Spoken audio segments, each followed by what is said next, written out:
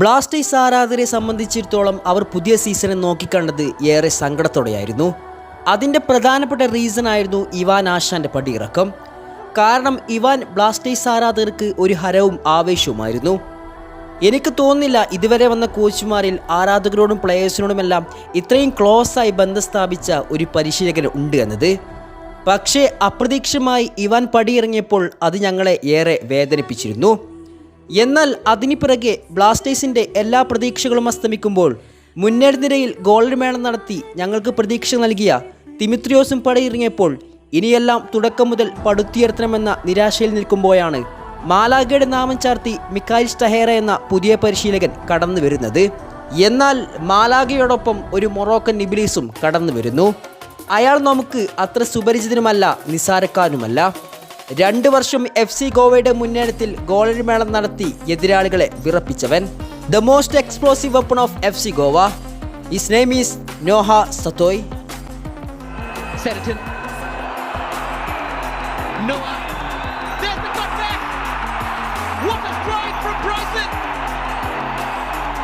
Looking for Vasquez.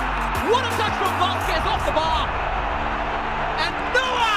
Durand കപ്പിന്റെ 135 വർഷത്തെ ചരിത്രത്തെ പഴങ്കഥയാക്കിക്കൊണ്ട് 8-0 എന്ന കൂറ്റൻ സ്കോറിന് മുംബൈ സിറ്റിയെ പരാജയപ്പെടുത്തിയ മത്സരത്തിൽ കേരള ബ്ലാസ്റ്റേഴ്സിന് വേണ്ടി ഹാട്രിക് നേടിക്കൊണ്ട് നോഹ സത്തോയ് എന്ന നമ്മുടെ ഈ വർഷത്തെ പുതിയ പ്ലെയർ അരങ്ങേറ്റം കുറിച്ചിരിക്കുകയാണ്.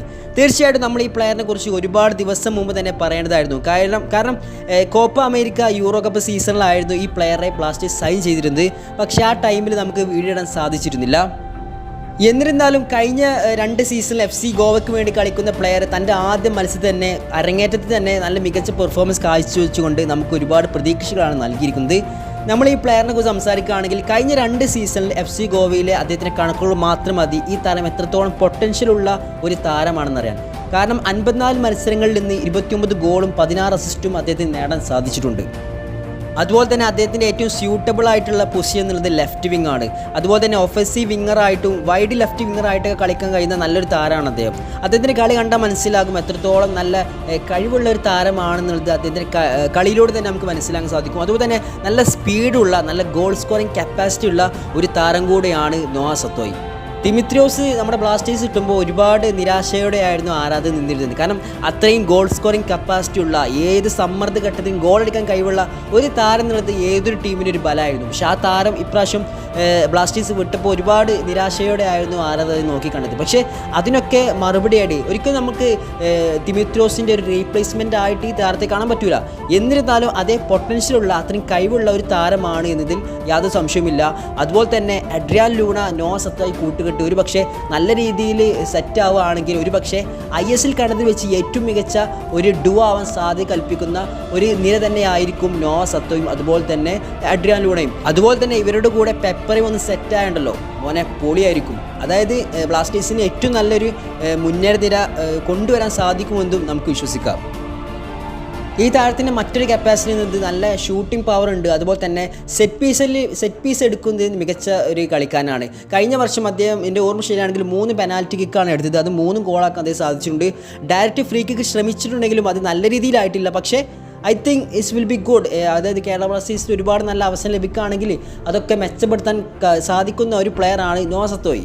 കഴിഞ്ഞ വർഷത്തെ FC ഗോവ വേഴ്സസ് ബ്ലാസ്റ്റേഴ്സ് മത്സരത്തിൽ സന്ദീപ് സിംഗിനെയും ഹോർമിപ്പാമിനെയൊക്കെ നിഷ്പ്രഭമായിക്കൊണ്ട് അതായത് ഒരു 1 ടച്ച് പാസിലൂടെ മുന്നേറിക്കൊണ്ട് തൻ്റെ പേസ് യൂസ് ചെയ്ത് റൺ ചെയ്യുന്ന ഒരു രംഗമുണ്ട്. അതായത് ലെഫ്റ്റ് വിങ്ങിലൂടെ നല്ലൊരു റൺ നടത്തുന്നുണ്ട്.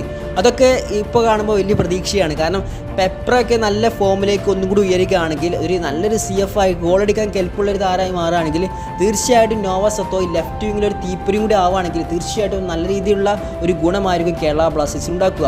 കാരണം ലെഫ്റ്റ് വിങ്ങിലത്തെ അദ്ദേഹത്തിൻ്റെ ക്രോസുകളൊക്കെ യൂട്യൂബിൽ അദ്ദേഹത്തിൻ്റെ വീഡിയോസ് കണ്ടാൽ മതി. കഴിഞ്ഞ വർഷത്തെ ISL കണ്ട എല്ലാവർക്കും ഒരു അദ്ദേഹത്തിൻ്റെ അത്രയും ക്വാളിറ്റി ഉള്ള താരമാണിത്.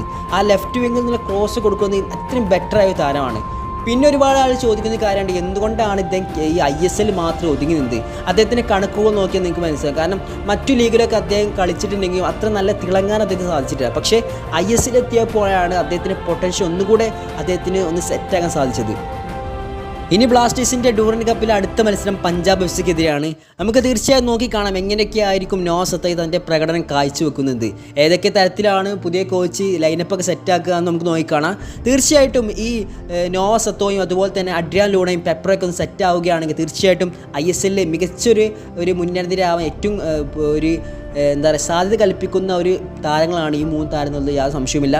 തീർച്ചയായിട്ടും നമുക്ക് അടുത്ത വീഡിയോ വീണ്ടും കാണാം. ഇനി ഒരുപാട് ISL വീഡിയോസൊക്കെ നമ്മൾ ISLക്ക് വരാനിരിക്കുള്ളൂ, ഒരുപാട് വീഡിയോസ് ചെയ്യണമെന്നുണ്ട്. അപ്പോൾ തീർച്ചയായിട്ടും നിങ്ങളെ എല്ലാ സപ്പോർട്ടും ഉണ്ടാകുന്ന പ്രതീക്ഷയോടെ അടുത്ത വീഡിയോയുമായി വീണ്ടും കാണാം. അതുവരെ ഗുഡ് ബൈ.